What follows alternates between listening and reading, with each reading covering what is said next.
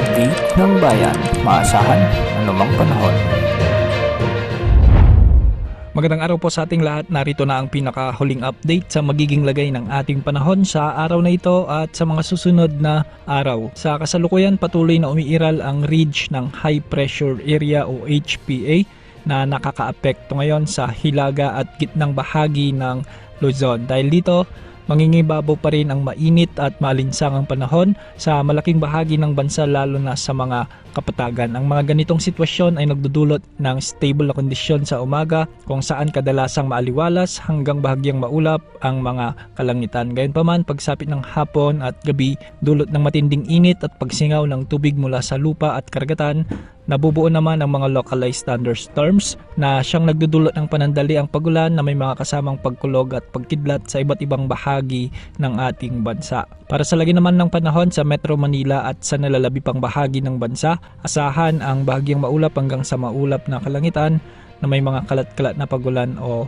thunderstorms. Bagamat karamihan sa mga pagulan ay panandalian lamang, may mga pagkakataon na ito ay nagiging malakas at maaring magdulot ng mga biglaang pagbaha, lalo na sa mga urban areas at mga lugar na may mahinang daluyan ng tubig. May banta rin ng mga landslide sa mga bulubunduking lugar kapag nakaranas ng tuloy-tuloy o matinding buhos ng ulan. Samantala, kapansin-pansin din ang patuloy na pagtaas ng temperatura o heat index sa iba't ibang bahagi ng bansa dahil sa epekto ng HPA at kakulangan ng malawakang ulap o weather systems. Inaasahan pang mas iinit ang panahon sa mga susunod na araw dahil naman sa pag-iral ng easterlies. Pinapayuhan ng publiko na mag-ingat laban sa heat-related illnesses gaya ng heat exhaustion at heat stroke. Ugaling uminom ng maraming tubig upang maiwasan ang dehydration, magsuot ng preskong damit at iwasan ang direktang pagbibilad sa araw, lalong-lalo na sa pagitan ng alas 10 ng umaga hanggang alas 4 ng hapon. Dako naman tayo sa patuloy nating minomonitor na sama ng panahon sa labas ng ating area of responsibility. So, isang low pressure area nga ang nabuo sa malawak na bahagi ng Pacific Ocean at kasalukuyan ay tinatawag ito bilang Invest 90W.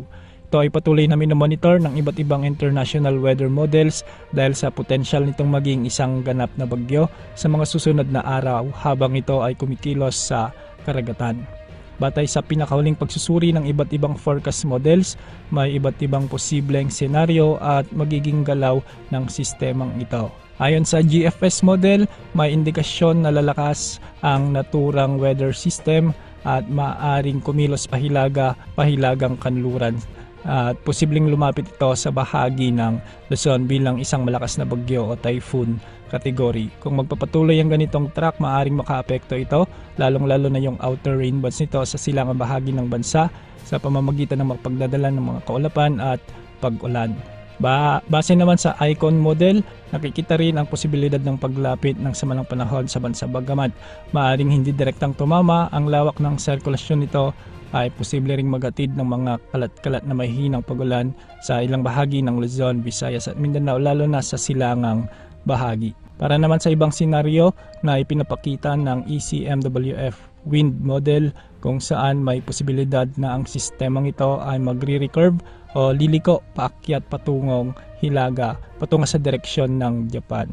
Posibleng hindi ito pumasok sa ating area of responsibility at sa ganitong sitwasyon, mas mababa ang tsansa ng direktang epekto nito sa kaulapan o kalupaan ng Pilipinas. Bagamat maaari pa rin itong magpalakas ng mga pagulan at magdulot ng mga isolated rains sa iba pang bahagi ng bansa. Sa ngayon, mahalagang tandaan na ang Invest 90W ay nananatiling isang binabantayang sama ng panahon at hindi pa isang ganap na bagyo.